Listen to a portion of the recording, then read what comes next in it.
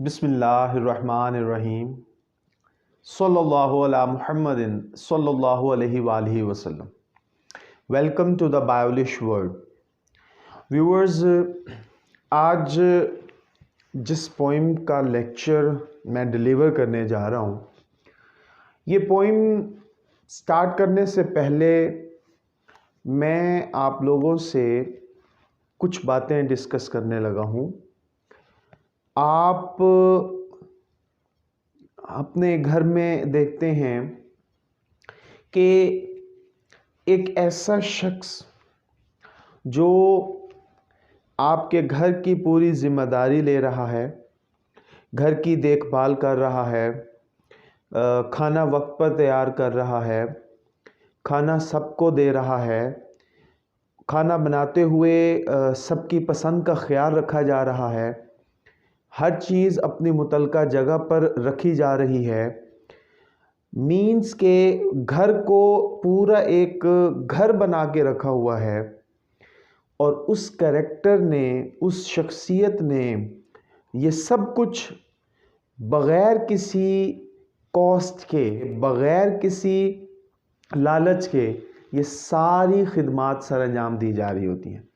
और वो शख्सियत जो होती हैं वो हमारी वालदा होती हैं। तो आज का जो ये लेक्चर है, ये ख़ास तौर पर उन तमाम वर्किंग लेडीज़ के लिए है जो अपने घर को घर बना के रखती हैं। तो एक अमेरिकन पोइटेस हैं जिनका नाम है माया एंजेलो। ये बेसिकली ब्लैक वुमन थी, स्याह फाम अमरीकी थी और अमरीकी माशरे में ख़वातीन की लाइफ जो थी ना, उससे बहुत ज़्यादा परेशान थी। उन्होंने अपनी इस नज़म में अमरीकी ख़वातीन की डल लाइफ को बयान किया है और फिर उन्होंने बताया कि किस तरीके से इस डल लाइफ से जो है छुटकारा हासिल किया जा सकता है, और वो तरीका है सिर्फ़ और सिर्फ फितरत से मदद। तो वो जो जिस खातून का ज़िक्र कर रही हैं वो हाउस वाइफ है और उसे अपनी ज़िंदगी में बहुत सारी खिदमात सर अंजाम देनी होती हैं। माया एंजेलो जो हैं ये 1928 में पैदा हुई थी, लेकिन इनका जो करियर है, प्रोफेशनल करियर, वो 1951 से स्टार्ट हुआ था और वो 2014 में वफ़ात पा गई थी। इन्होंने एक के बाद दीगरे 7 ऑटोबायोग्राफीज़ लिखी जो इनका सबसे फेमस काम है। इन्होंने 1993 में यूएस के जो प्रेसिडेंट हैं उनकी ओथ सेरेमनी में भी एक पोइम पढ़ी थी, तो वो उनकी शोहरा आफाक नज़म है। तो आज हम उनकी ये नज़म जो हमारे सिलेबस में शामिल है वो डिस्कस करेंगे व्यूअर्स। और इस नज़म में इस्तेमाल होने वाली फिगर ऑफ स्पीच, यानी इसको हम स्टाइलिस्टिकली देखेंगे, इस नज़म का हम स्टाइलिस्टिक एनालिसिस करेंगे कि माया एंजेलो जो हैं उन्होंने इस नज़म में कौन कौन सी बातें बयान की हैं। ठीक हो गया व्यूअर्स? तो लेक्चर शुरू करने से पहले मेरी आप लोगों से दरख्वास्त है, द बायोलिश वर्ल्ड को सब्सक्राइब कर लीजिए, घंटी के बटन को प्रेस कर लीजिए ताकि हमारी नई आने वाली वीडियोस के नोटिफिकेशन आपको मौसूल होते रहें। अब चलते हैं व्यूअर्स अपने लेक्चर की तरफ। जैसा कि मैंने आपको बताया कि हम पोइम नंबर 4 कर रहे हैं और ये पोइम है जी वुमन वर्क। अब व्यूअर्स यहाँ पर मैंने जिस अंदाज में ये लिखा है, आप अपने रेफरेंस में भी यही तरीका इस्तेमाल करेंगे, जस्ट इन्वर्टेड कोमास के साथ। ठीक हो गया? और उसके बाद आप लिखेंगे बाय माया एंजेलो। ठीक हो गया व्यूअर्स? अब हम चलते हैं इनकी नज़म की तरफ।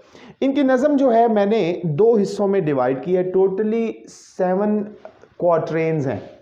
इनकी नज़म में 7 रबाइयाँ हैं। क्वाट्रेन कहते हैं रबाई को, रबाई कहते हैं 4 सत्री स्टैंजा जी, ऐसा स्टैंजा जिसमें 4 लाइनें हों वो क्या कहलाता है? रबाई कहलाता है। और इंग्लिश में हम उसे क्या कहते हैं? क्वाट्रेन कहते हैं। तो ये नज़म जो है 7 रबाइयों पर यानी 7 क्वाट्रेन्स पर मुश्तमिल है, लेकिन शायरा जो है उन्होंने क्या किया है, उन्होंने फर्स्ट 3 क्वार्टरेन जो हैं, फर्स्ट 3 स्टैंजाज जो हैं, वो तो हाउस डेली रूटीन चोर्स जो है ना उनके ऊपर बयान किए हैं कि एक खातून जो है उसे घर में रोज़मर्रा में क्या क्या काम सरंजाम देने पड़ते हैं। अच्छा, फिर उनके बाद उन्होंने इस नज़म को का दूसरा हिस्सा जो बयान किया है वो है कि वो नेक्स्ट 4 क्वार्टरेन्स हैं, यानी कि नेक्स्ट 4 स्टैंजाज हैं, और उन 4 स्टैंजाज में उन्होंने फितरत से मदद मांगी है, नेचर से। तो हम सबसे पहले शुरू करते हैं पहली रबाई। शायरा कहती हैं जी, I've got the children to tend। अब ये देखें, ये जो आई इस्तेमाल हुआ है ये बज़ाहिर तो उन्होंने अपने लिए इस्तेमाल किया कि एज ए हाउस वाइफ उन्हें कौन कौन सी खिदमात सरअंजाम देनी पड़ती हैं, मगर यहाँ पर ये जो आई है ये तमाम ख़वातीन की नुमाइंदगी कर रही है, यानी कि जितनी भी हाउस होल्ड वाइफ्स हैं, घर में काम करने वाली ख़वातीन हैं, ये उनकी नुमाइंदगी कर रहा है। उसके बाद है जी, I've got the children to tend। सबसे बुनियादी काम, सबसे पहली जिम्मेदारी एक खातून पर क्या होती है कि वो बच्चों की देखभाल, टेंड कहते हैं देखभाल करना, वो क्या करती है जी, देखभाल करती है। अब देखभाल करना ये बहुत बड़ी जिम्मेदारी होती है, छोटे से हम होते हैं, हमारी हर चीज़ का ख्याल रखा जाता है। तो वो कहती, उन्होंने इसलिए सबसे पहला जो लाइन बयान की वो क्या की जी, मुझे बच्चों की देखभाल करना पड़ती है। उसके बाद द क्लॉथ्स टू मेंड, जी मेंड कहते हैं दुरुस्त करना, सीना, ठीक करना, जी मुझे कपड़ों को ठीक करना पड़ता है। द फ्लोर टू मॉप, फर्श की सफाई करनी पड़ती है। द फूड टू शॉप, और दुकान से खाना लाना पड़ता है। इस पहली रबाई में, पहले स्टैंजा में हमने क्या देखा, उनकी ड्यूटीज़ के बहसियत हाउस वाइफ उनकी क्या क्या ड्यूटीज़ हैं, हमें पहली रबाई में, पहले स्टैंजा में हमें उन्होंने क्या किया जी, 4 मुख्तलिफ जिम्मेदारियां बयान की गई हैं। अब हम नेक्स्ट चलते हैं कि देन चिकन टू फ्राई। अब जो यहाँ से शॉपिंग की ना, ये शॉपिंग जो की है खाने के लिए, वो फिर ले आई, और फिर अगली स्टैंजा में वो कहती हैं चिकन जो है उसको क्या करना पड़ता है जी, फ्राई करना पड़ता है। द बेबी टू ड्राई, बच्चों को खुश करना पड़ता है, ठीक है जी। I got company to feed, यहाँ पर कंपनी से मुराद मेंबर्स ऑफ द फैमिली, यानी कि मेरे पास सिर्फ बच्चा नहीं है या बच्चे नहीं हैं, मेरे पास पूरा एक ख़ानदान है जिसको मैंने खिलाना होता है, ठीक है जी। खाना पकाना, उनका ख्याल रखना, हर टाइम हर चीज़ जो है मुकर्रर वक्त पर मुयस्सर हो। द गार्डन टू वीड, जी अब सिर्फ बच्चों की देखभाल नहीं करनी, कपड़ों को नहीं दुरुस्त करना, फर्श जो है उसकी सफाई नहीं करनी, खाना नहीं लाना, फिर जो खाना लाए हैं उसे नहीं पकाना नहीं है, सिर्फ बच्चों को खुश्क नहीं करना, सिर्फ अच्छा जी, कंपनी जो है उसे सिर्फ खाना नहीं खिलाना, बल्कि द गार्डन टू वीड, बागीचे में जो जड़ी बूटियां हैं वो भी मेरे ज़िम्मा है, मैंने वो भी करने हैं। I've got the shirts to press। अब जब वो बागीचे का काम कर लेती हैं तो फिर वो कहती हैं जी अगली रबाई में, अगले स्टैंजा में, कि मुझे शर्ट्स जो हैं, कपड़े जो हैं, उनको इस्त्री भी करना पड़ता है, ठीक हो गया। The tots to dress, tots कहते हैं स्मॉल चिल्ड्रन, टॉट्स कहते हैं जी स्मॉल चिल्ड्रन, जी मुझे छोटे बच्चों को लिबास भी पहनाना पड़ता है। The cane to be cut, cane कहते हैं डब्बा, जी जब डब्बा यानी कि टिन जैसे होता है उसे लेकर आते हैं तो उसे फिर काटना भी पड़ता है मुझे, जी बंद डब्बों को काटना भी पड़ता है, उसका ऊपर का जो कैप है। To be cut, I got to clean up this hut, मुझे इस घर को साफ करना पड़ता है। तो आपने देखा कि 3 स्टैंजाज हैं और तीनों स्टैंजाज में हमने देखा कि उन्हें कौन कौन सी जिम्मेदारियां अदा करनी पड़ती हैं। अब वो मूव करेंगी नेक्स्ट स्टैंजा पे, और नेक्स्ट स्टैंजा में वो पता है क्या करेंगी, वो मदद मांगेंगी, क्योंकि वो फेडअप हो चुकी हैं इस रोज़मर्रा के काम से, वो फेडअप हो चुकी हैं कि उन्हें उनके किए हुए काम का रिवॉर्ड नहीं दिया जाता, उन्हें एप्रिसिएशन नहीं मिलती, उन्हें अप्रिशिएट नहीं किया जाता, उन्हें इन तमाम जिम्मेदारियों के बावजूद उनकी केयर नहीं की जाती, उनके लिए कुछ भी ऐसा नहीं किया जाता कि वो सबके लिए ये सब कुछ कर रही होती हैं। तो यहाँ पर वो जब देखती हैं कि तमाम अफराद उन्हें कोई भी रिवॉर्ड नहीं दे रहे, तो फिर व्यूअर्स क्या होता है, फिर वो फितरत से मदद मांगती हैं। वो कहती हैं कि फितरत ही मेरी हेल्प करेगी। तो अब हम चलते हैं नेक्स्ट पोर्शन पे। अब ये फर्स्ट 3 स्टैंजाज जो थे व्यूअर्स, ये उनकी जिम्मेदारियों का अहाता करते हैं। नेक्स्ट 4 स्टैंजाज जैसे मैंने आपको बताया, ये फितरत से मदद तलब करने के लिए उन्होंने लिखे हैं। तो अब नेक्स्ट स्टैंजा पे आते हैं जी। वो कहते हैं जी, शाइन ऑन मी सनशाइन। जी, सूरज की रोशनी, सूरज की चमक, सूरज की धूप मुझ पर पड़ो। Rain on me rain. तो अब ये देखें, शाइन जो है ना, ये सनशाइन, ये फितरत है। वो कहते हैं जी, सूरज की रोशनी मुझ पर पड़ो, रेन बारिश, फितरत, रेन ऑन मी रेन, बारिश मुझ पर बरसो। Fall softly due drops. Due drops किसे कहते हैं जी, शबनम के कतरे। ठीक है जी। जी, फॉल सॉफ्टली, आहिस्ता से, मतलब वैसे हम क्या होते हैं, रात को सोते हैं, सुबह को उठते हैं तो शबनम के कतरे पड़े होते हैं, लेकिन वो क्या कहती हैं, वो कहती हैं कि मैं जब आपके पास, जब मैं बाहर हूँ, जब मैं मौजूद हूँ, तब शबनम पड़े मेरे ऊपर शबनम पड़े। और किस तरह पड़े, आहिस्ता आहिस्ता। फॉल सॉफ्टली, आहिस्ता से गिरो शबनम के कतरे। And cool my bro again. Bro कहते हैं व्यूअर्स पेशानी को, पेशानी को ब्रो बोलते हैं। और मेरी पेशानी, माथा जिसे कहते हैं, और मेरी पेशानी को ठंडा कर दो। ठीक हो गया व्यूअर्स। अब आप देखें, यहाँ पर ड्यूटीज थी, और नेक्स्ट स्टेंजा जो था वो उन ड्यूटीज के ऊपर नहीं है, वो बता रहा है कि मुझे फितरत, तुम मेरे ऊपर क्या करो जी।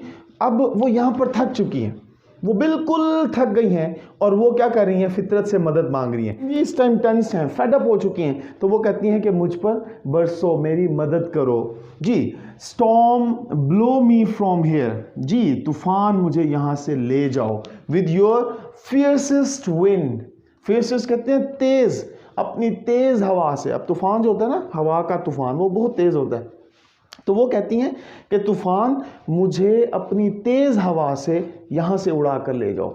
She does not to live in this society.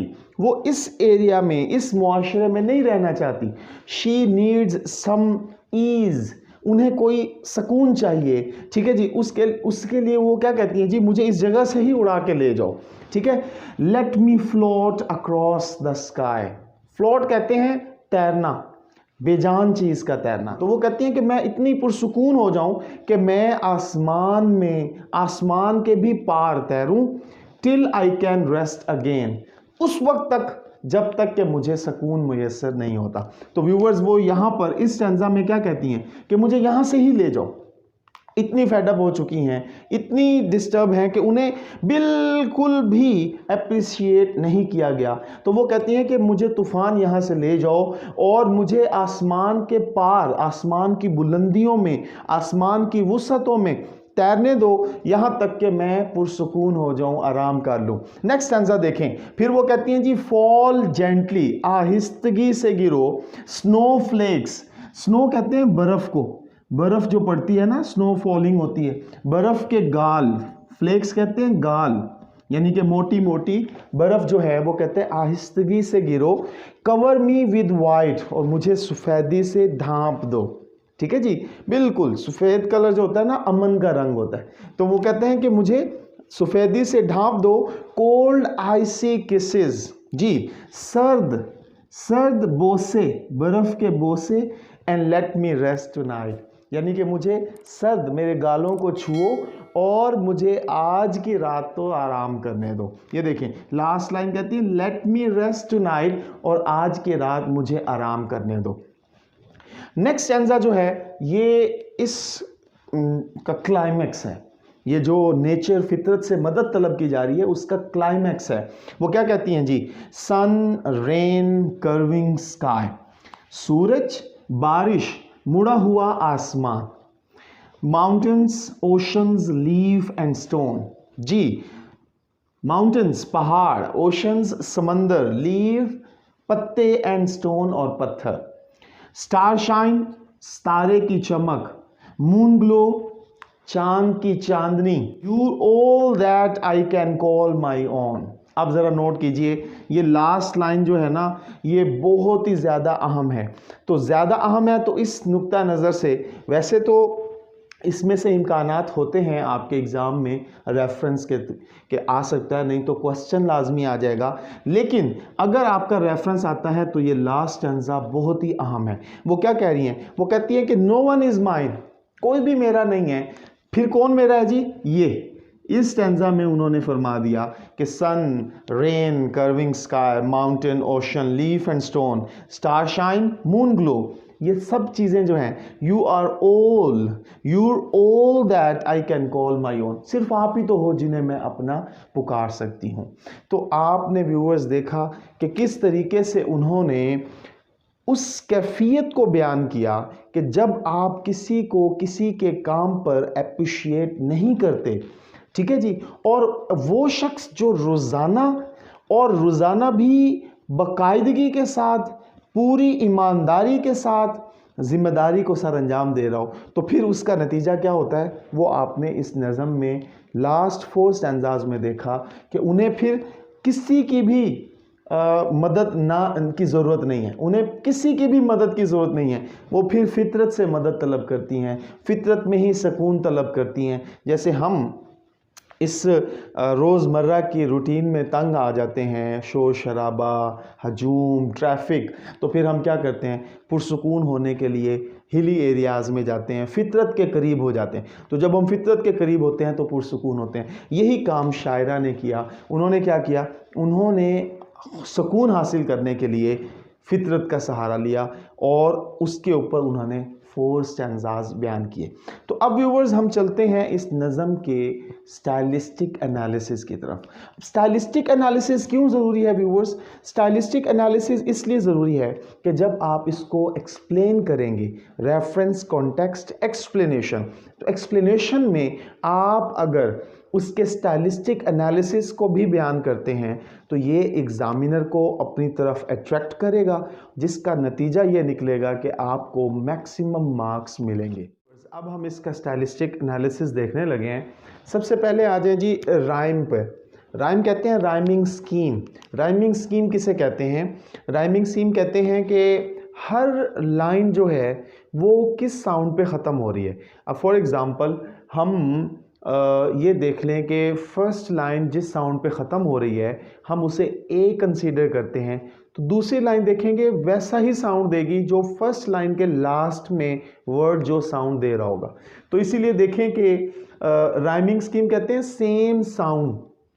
तो ये जो फर्स्ट 14 लाइंस है ना, इसकी राइमिंग स्कीम तो मिलती है हमें माया एंजेलो के वुमेन वर्क में, लेकिन रेस्ट ऑफ द पोएम जो है उसमें राइमिंग स्कीम नहीं है।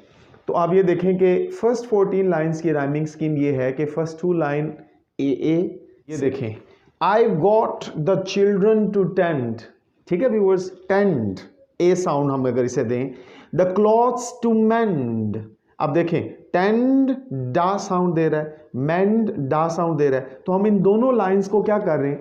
ए का राइम दे रहे हैं। फिर देखें द फ्लोर टू मॉप, पा साउंड है, द फूड टू शॉप, ये भी पा साउंड है। तो नेक्स्ट 2 लाइंस क्या हैं? उन्हें हमने ये नाम दे दिया। इसी तरीके से हमारी फर्स्ट 14 लाइंस जो हैं वो क्या होती हैं जी? ये साउंड दे रही हैं। उसके बाद जितनी भी लाइंस हैं उनमें कोई राइमिंग स्कीम नहीं है। व्यूअर्स ये क्यों है? ये सिर्फ और सिर्फ इसलिए है कि जैसे कि मैंने अभी आप लोगों को एक्सप्लेन किया कि फर्स्ट 3 स्टैंजाज जो थे वो काम को शो कर रहे हैं और नेक्स्ट 4 स्टैंजाज जो हैं वो फितरत से मदद तलब। तो यहाँ पर सिर्फ और सिर्फ फर्स्ट 14 लाइंस को राइमिंग स्कीम देकर ये जाहिर किया गया है कि वो फेडअप हो गई हैं काम से और वो फितरत से मदद मांग रही हैं, तो इसलिए उन्होंने फिर आगे राइमिंग स्कीम नहीं दी। अच्छा, ये जो तरीका था, ये विलियम वर्ड्सवर्थ जो हैं उन्होंने भी अपनी नज़म में ये तरीका अप्लाई किया था कि वो कुछ लाइंस को राइमिंग स्कीम देकर बाकी लाइंस को विदाउट राइमिंग स्कीम के छोड़ देते थे। तो इनकी जो वुमन वर्क जो है, ये नज़म राइमिंग स्कीम क्या है जी, फर्स्ट 14 लाइंस जो हैं वो इस राइमिंग स्कीम को फॉलो करती हैं, बाकी किसी भी राइमिंग स्कीम को फॉलो नहीं करती। नेक्स्ट आ जाए जी मोड। मोड क्या है जी, सैडनेस, सैड, अफसुर्दगी है कि काम की वजह से थक गई है, वो अफसुर्दा है और वो क्या कर रही है, मदद तलब कर रही है। अच्छा जी, इमेजरी कौन सी यूज़ की गई है, इमेजरी सेंसरी इमेजरी इस्तेमाल की गई है जी। सेंसरी इमेजरी में क्या आता है जी, सेंसरी इमेजरी में आती है जी साइट, यानी कि जोन से भी इसमें वर्ड इस्तेमाल किए गए हैं, उसमें क्या है, जो वो देखने से ताल्लुक़ रखते हैं, सूंघने से ताल्लुक़ रखते हैं, जायके से ताल्लुक़ रखते हैं या आवाज़ से ताल्लुक़ रखते हैं। तो 4 किस्म की इमेजरी यूज़ की गई है। अब देखें, एक है जी सनशाइन, रेन, ड्यू ड्रॉप्स, ठीक है जी, sun, curving sky, mountain, ocean, leaf, stone, ETC। तो ये अल्फाज जो हैं ये शो कर रहे हैं कि इस नज़म के अंदर सेंसरी यानी सेंस से, हिस्स से मुतालिक इमेजेस जो हैं उनका इस्तेमाल किया गया है। अब आ जाएं जी रेपिटेशन पर। रेपिटेशन जो है ये क्या है जी, तकरार। इस नज़म के अंदर ये 2 ऐसे वर्ड हैं जिनकी तकरार की गई है। एक है जी आई साउंड, ठीक है जी, शुरू के अगर आप स्टेंजास देखें तो उसमें आई का इस्तेमाल आता है और फिर बाद में हमें द लेटर जो है उसकी तकरार मिलती है। तो 2 ऐसे अल्फाज हैं जिनकी तकरार इस नज़म में हमें मिलती है। आगे चलते हैं व्यूअर्स एलिट्रेशन पर। एलिट्रेशन कहते हैं repetition of same consonant sounds, ठीक है जी। कॉन्सोनेंट साउंड में मैंने ये आपके सामने एग्जाम्पल पेश की हैं, ये 2 एग्जाम्पल्स हैं व्यूअर्स। ये देखिए, the cane to be cut, बहुत ज़्यादा एलिट्रेशन का इस्तेमाल किया गया है। मैं सिर्फ ये 2 एग्जाम्पल दे रहा हूँ जी। The cane to be cut, अब ये देखिए, ये का साउंड है ये और का साउंड इधर है, तो ये देखें ये दोनों कॉन्सोनेंट साउंड है। तो आप ये देखें कि ये रेपिटेशन, ये एलिट्रेशन, इसे एलिट्रेशन कहते हैं, repetition of same consonant sound.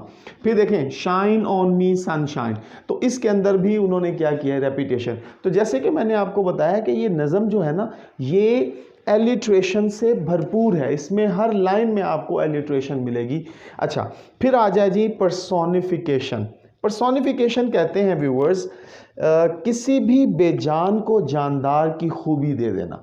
उसके लिए मैंने ये आपको एग्जांपल दी हैं। ये देखें, हमने लाइन पढ़ी, fall softly due drops, Shabnam के कतरों आहिस्ता से गिरो। अब ये जो ड्यू ड्रॉप्स होते हैं ना व्यूअर्स, ये क्या होते हैं, ये नॉन लिविंग थिंग्स हैं, ठीक है जी।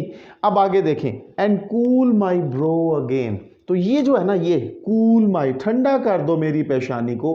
अब ये जानदार की एक्टिविटी है, ठीक है। तो इस तरह शायरा ने ड्यू ड्रॉप्स को, जो कि बेजान हैं, उन्हें जानदार की खूबी दे दी है।